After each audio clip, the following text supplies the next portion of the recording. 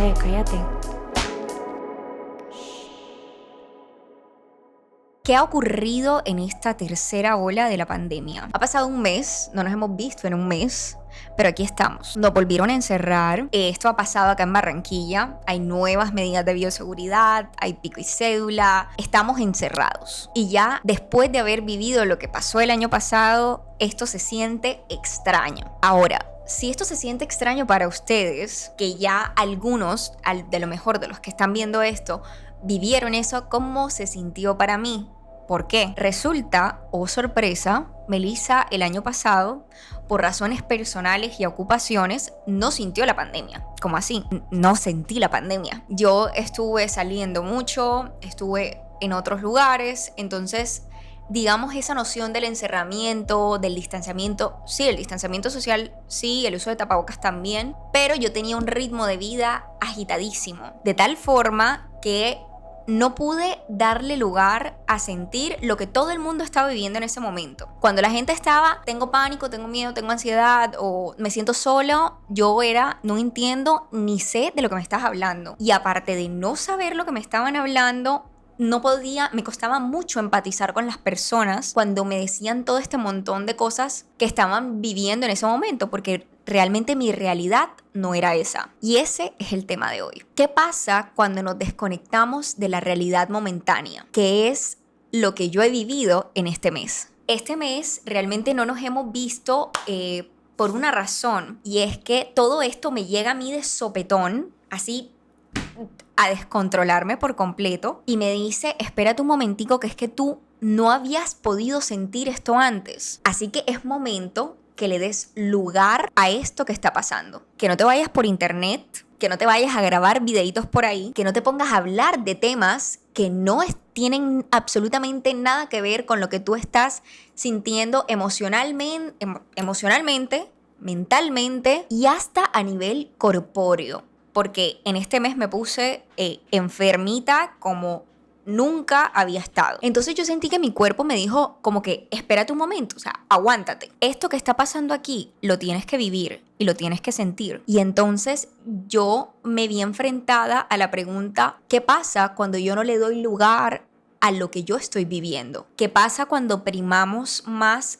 las experiencias externas o los estímulos externos frente a lo que nuestra realidad nos está diciendo o lo que estamos adquiriendo, o sea, lo que estamos absorbiendo de nuestra realidad? Me pareció bastante fregado porque estamos en un momento donde realmente los estímulos externos son una ventana que tenemos 24/7 disponible para perdernos en ella. Voy a tirar un dato. Según un artículo publicado por el Psychology Today y un grupo de investigación de mercado Nielsen, dice, los adultos pasan más de 11 horas por día interactuando con los medios de comunicación.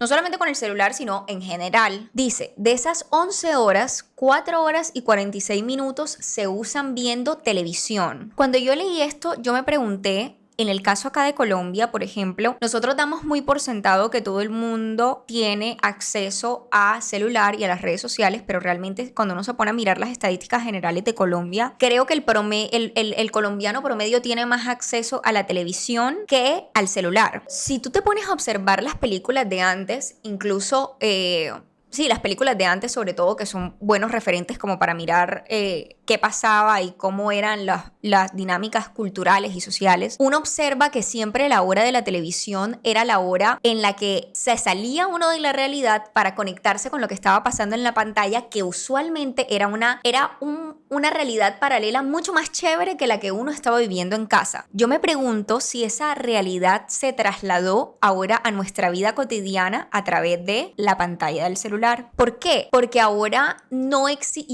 y ahora es más complejo, porque no existe simplemente una hora del día en la que tú te conectas con la pantalla, sino que siempre estás conectado con la pantalla. Y entonces aquí abro la pregunta, ¿será que el ser humano ahora está más desconectado que conectado? Hubo una palabra que a mí me llamó mucho la atención pensando en este tema, y era la palabra hiperconectividad. Los que me siguen en Instagram en estos días, de hecho, publiqué un artículo que me gustó mucho y quiero citar una pequeña frase de allí. El artículo se titula Hiperconectividad humana, el umbral de una era. Realmente fue un artículo publicado en el año 2018 pero yo pienso que aún tiene vigencia.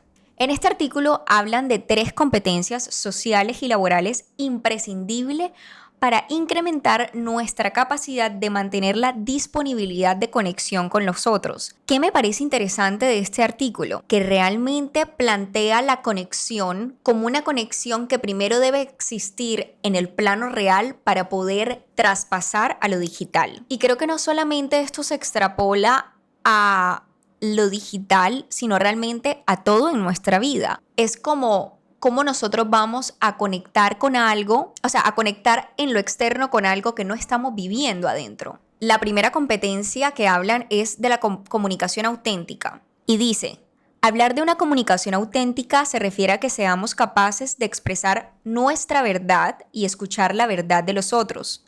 Significa un progreso hacia el respeto por la forma en que yo y los otros perciben la realidad de las cosas. Aquí usan una palabra bien interesante y es la palabra expresar nuestra verdad. No sé si a ustedes les pasa, pero últimamente por estar tan expuestos a tanta información, a veces uno llega a dudar de realmente qué es la verdad. Porque aparte hay tantos títulos súper llamativos, hay tanto clickbait que tú dices, ¿y ahora yo de qué me alimento? Y sobre todo, ¿yo qué creo? Porque cuando no hay espacio para digerir una verdad y cuando no hay espacio para digerir una creencia, lo que pasa es que esa creencia no tiene tiempo para sentarse. Y entonces no has terminado de sentar una creencia cuando ya estás poniendo otra. Y entonces estás poniendo otra y nunca hay una base. Cuando no hay base, entonces yo me pregunto cómo transmitimos y cómo conectamos con algo de lo que nosotros no tenemos certeza. La segunda competencia que mencionan es el vínculo libre de apego. Me parece súper chistoso porque realmente uno de los vínculos a los que más tenemos apego hoy en día es a este. Y entonces me pregunto cómo va a existir el desapego con la otra persona que está detrás de la pantalla si hay apego a través del canal que te comunica con la otra persona. Es raro, es muy, muy, muy, muy raro. Dice, dejar de sobrevalorar los vínculos efímeros que nos satisfacen en la inmediatez de la información, que satisfacen momentáneamente nuestras emociones, intereses, anhelos y objetivos, será el reto desafiante para muchos de nosotros. Aquí plantean súper clave pasar de lo efímero a lo permanente, a lo duradero, a lo que, entre comillas, y creo que esto ya lo hemos hablado bastante, realmente importa. Y por último, la última competencia de la que habla es de la competencia de la conexión empática. Cosas que plantea súper claramente el artículo es que ahora mismo el medio que tenemos disponible para conectarnos con los demás, curiosamente son, por ejemplo, las redes sociales, o tienes el Zoom, o tienes el WhatsApp, etc.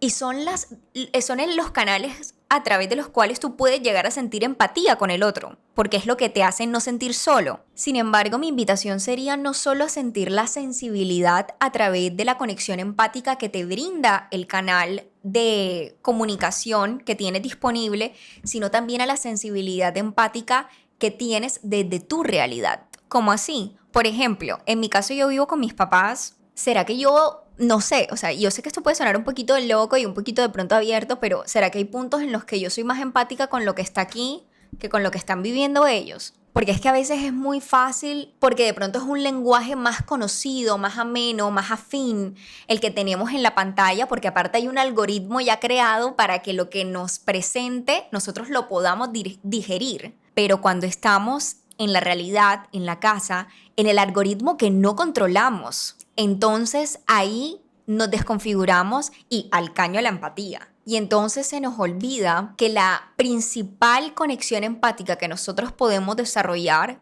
es primero la real y luego la virtual. Porque creo que sin A no existe B. Si alguien difiere, lo puede poner en los comentarios. Pero yo diría que es muy difícil. Finalmente, en este tiempo que otra vez, para mal que bien, la vida nos ha dado la oportunidad, si así la quiere llamar, yo sé que es una oportunidad cara, pero no la dio. Y es de volver a replantear otra vez con lo que estábamos conectando.